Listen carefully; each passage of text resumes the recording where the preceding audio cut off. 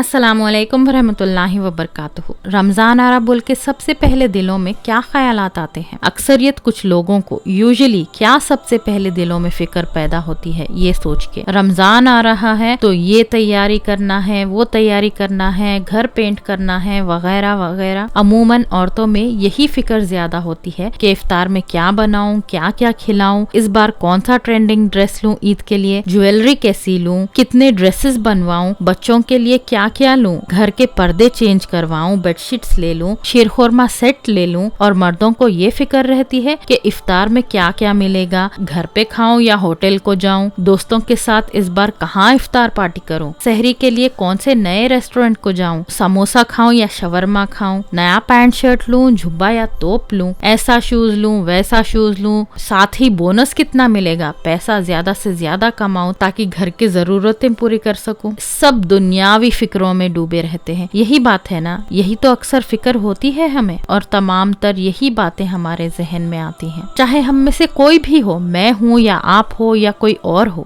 اور یہ حقیقت ہے، گھر کی ڈیکوریشن، عید کی پریپریشن وغیرہ وغیرہ، جبکہ ہمیں اصل فکر عبادت کی ہونی چاہیے، نیک عمل کی ہونی چاہیے، نماز کی پابندی کی ہونی چاہیے۔ آئیے اس سے برعکس نبی صلی اللہ علیہ وسلم اور صحابہ کے لیے رمضان کیسے ہوتے تھے یہ جانیں گے۔ احادیث میں آتا ہے کہ جب بھی رمضان آتا تو نبی کرم صلی اللہ علیہ وسلم تیار ہو جاتے، یعنی اپنے آپ کو اس بابرکت مہینے کے لیے ریڈی کر لیتے، روزوں کے لیے، صدقہ اور زکوٰۃ، قیام اللیل، ذکر اور اذکار، تلاوت قرآن میں اضافے کے لیے تیار ہو جاتے، یعنی ہر قسم کی عبادتی تیاریاں آپ صلی اللہ علیہ وسلم کی اور صحابہ کی شروع ہو جاتی۔ تو رمضان جب آتا تو ان کے ذہنوں میں عبادتیں گھوم رہی ہیں، تجارت کو کیسے تھوڑا کم کر کے عبادت میں زیادہ سے زیادہ وقت گزاریں یہ سوچا کرتے تھے۔ قیام اللیل کا اہتمام یعنی راتوں کی نماز کا کیسا کریں یہ خیال کرتے تھے، دن میں تلاوت قرآن کا کیا معاملہ ہو،